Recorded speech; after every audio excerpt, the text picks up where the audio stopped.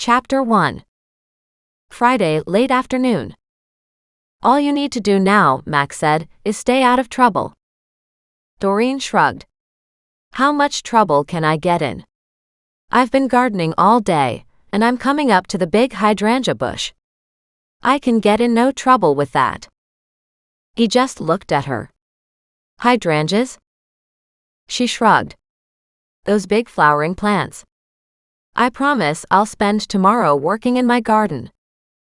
He stared at her in doubt, also noting how all three of her animals sat nearby, watching the exchange like a tennis match. They didn't seem disturbed at the discussion. They knew this was the usual exchange between Mac and Doreen. She chuckled. Of course I can't guarantee what I might find. You don't get to find anything, he said, a warning in his tone. Well, why not? There was a gun in the gardenias. Maybe I'll find. She stopped, pondered for a moment. How about I find handcuffs in the hydrangeas? She announced triumphantly. How about you don't? How about you just stop trying to find anything? And with that, he turned and stormed out. Mutinously, she watched him walk out the front door, her traitorous animals trotting behind him, all wanting goodbye hugs or pats. She trailed behind him, her gaze falling on the wheelbarrow with a little bit of dirt left that she had borrowed. She still had to return the last of it to her neighbor. She picked up the handles to the wheelbarrow and pushed it to his house, her animal trio in tow. There she rapped on the door. When he opened it, glaring at her suspiciously, she said, I just brought this back. I promised to get you some more to replace what I used.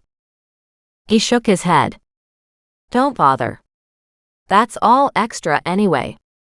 It was outside because I'm supposed to spread it in the front garden, but haven't gotten around to it. He glared at her animals. Muggs, Thaddeus, and Goliath knew better than to ask Richard for a hug or a pat to the head, and stayed close to Doreen. Put it right there.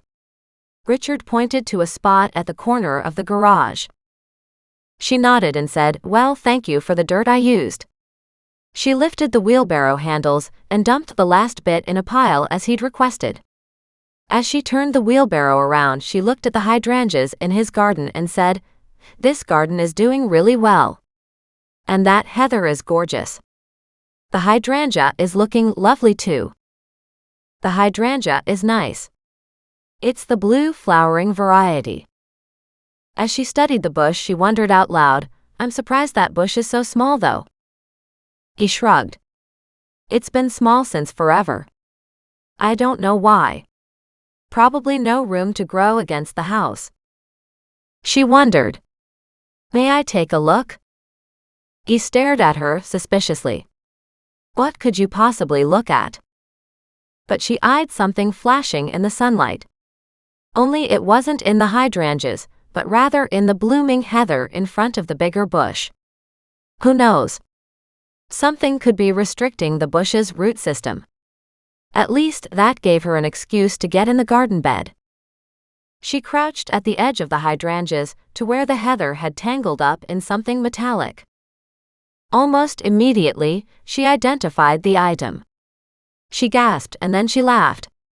Very carefully, she scooped away the leaves and the mulch that had piled up over the years.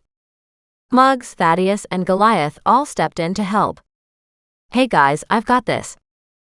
And sure enough, she found a set of handcuffs, one of which was caught around the plant. She sat back and howled with laughter. It wasn't handcuffs in the hydrangeas. Instead, it was handcuffs in the heather. Who'd have guessed this? Even better that they were torn and very much worse for wear pink satin handcuffs. She snickered. Wait until she told Mac.